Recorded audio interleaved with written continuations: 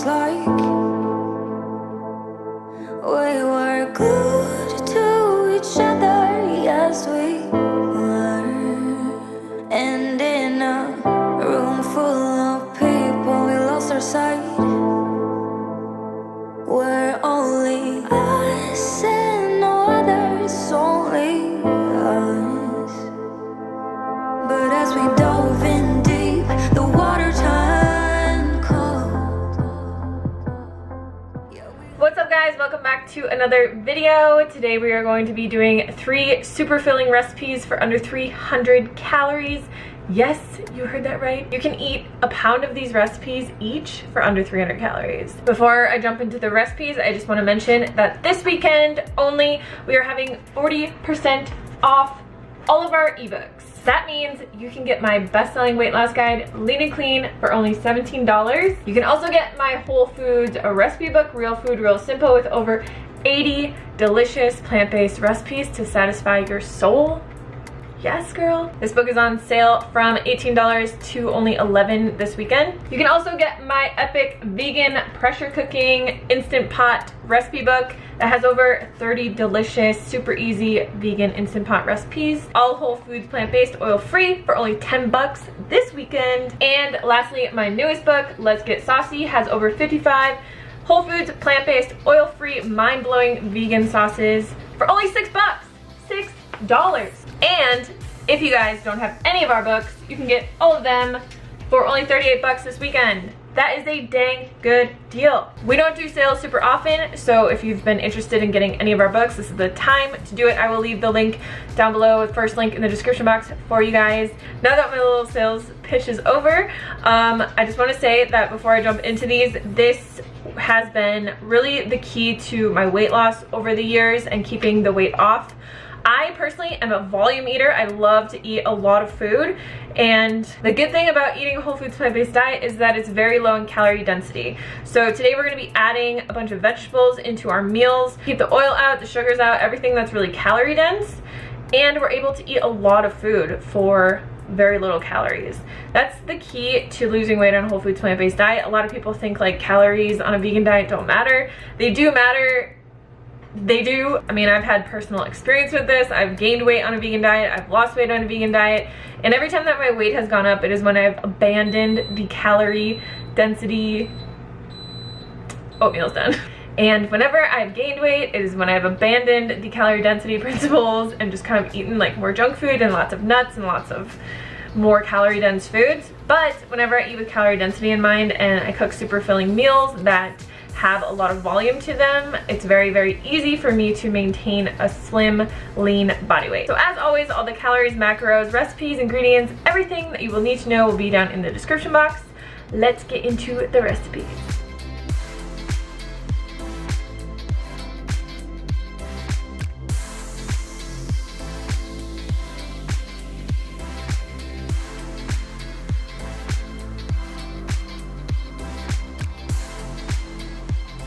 So the first ingredient we're going to be putting in our oatmeal is zucchini. I know you guys are probably like, WTF, Hannah, why would you put zucchini in oatmeal?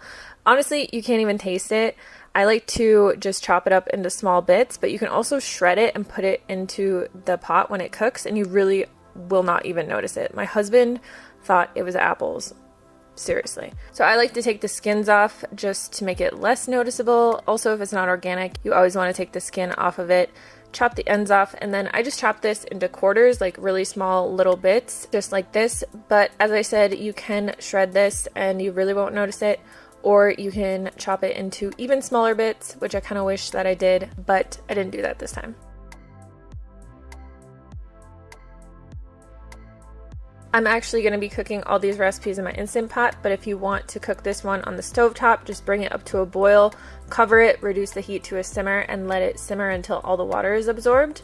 So we're just adding in 2 cups of oats here, our zucchini, and 1 super ripe banana. You want to make sure your bananas are ripe, because the riper that they are, the more sugar content they have in them, and the more creamy that they will make the oatmeal.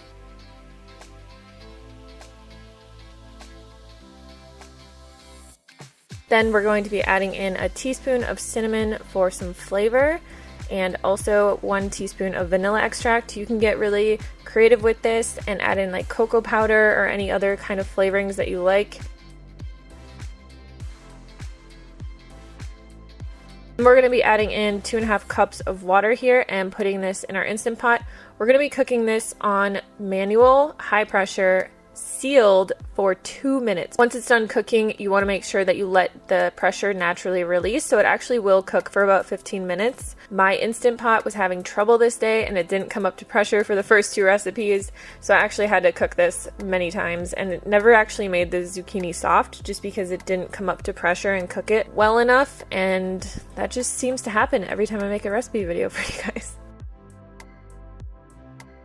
And we're going to be adding in 2 cups of berries. These were frozen berries that I had, which just helps it cool down really easily, but you can add fresh berries or whatever kind of other fruit that you like just to sweeten it a bit.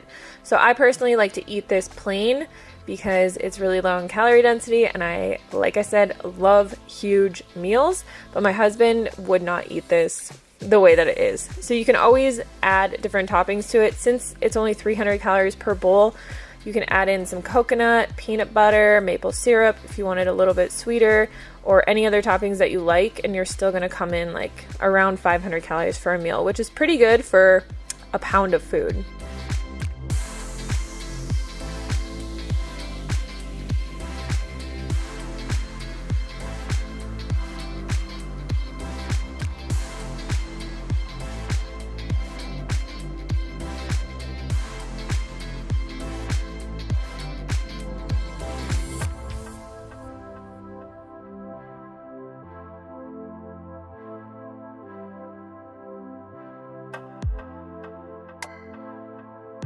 I actually made this lentil soup a few weeks ago, and it's quickly become one of my favorite recipes. I just really apparently like things with lentils. So we're just going to put our Instant Pot on saute. If you're doing this in a pan, just put a nonstick pan over medium heat, and we're going to add in 4 cloves of crushed minced garlic, a tiny bit of water. So I usually add 1 to 2 tablespoons of water, and then we're going to be adding in an entire onion that we chopped up as well. We're just going to cook this for about 5 or 8 minutes. You want to just let it release some of the natural fragrances, and then I like to add better than bouillon to pretty much everything I cook because it's super easy and it's just like a concentrated bouillon. If you don't have this, you can substitute the water for any kind of vegetable broth that you have. I usually add 2 to 3 teaspoons of this into like a large pot of something that I'm making, and it just gives it a really nice salty kind of umami flavor. And then we're going to add in some seasoning, so we have some dried herbs here. We're also going to add in a 32-ounce can of diced tomatoes. You can use fire roasted tomatoes or whatever kind of tomatoes you like. You could also just use like plain strained tomatoes.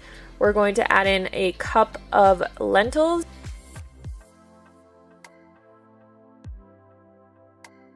Then we're going to add in the rest of our ingredients, which are all going to be vegetables, super low in calorie density. So we have cauliflower, some chopped carrots, 1 zucchini that we've chopped up nice and small once again. Zucchini is super versatile because it's like tofu. It just kind of takes on the flavor of whatever you put it into.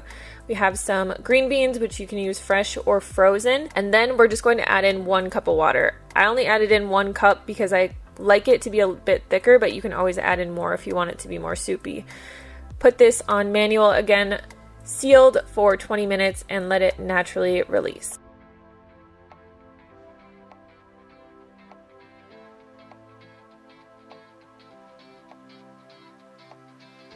This soup is really delicious on its own. It has a lot of good flavor in there. Another thing that I like to do though is eat it with a side of rice and put some like hummus or cashew sour cream on top. Makes it really good. But get creative. You can put it over potatoes, put it on all different kinds of stuff.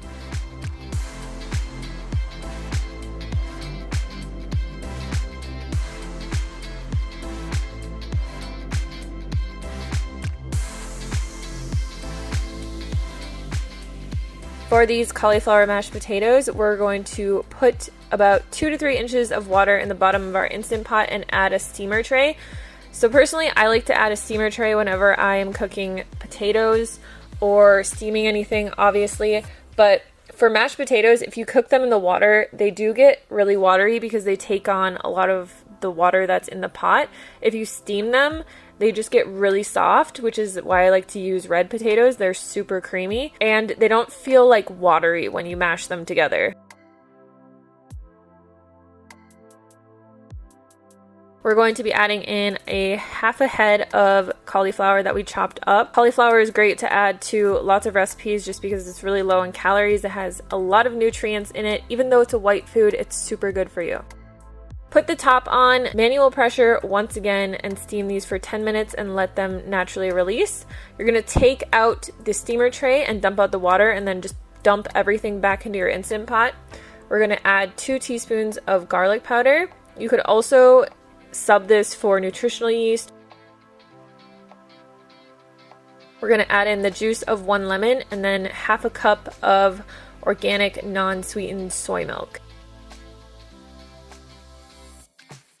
Just mash that all together really easily. This is a really great side dish, but personally, like me and my husband love to just eat huge bowls of mashed potatoes. I feel like that's a vegan thing. I don't know.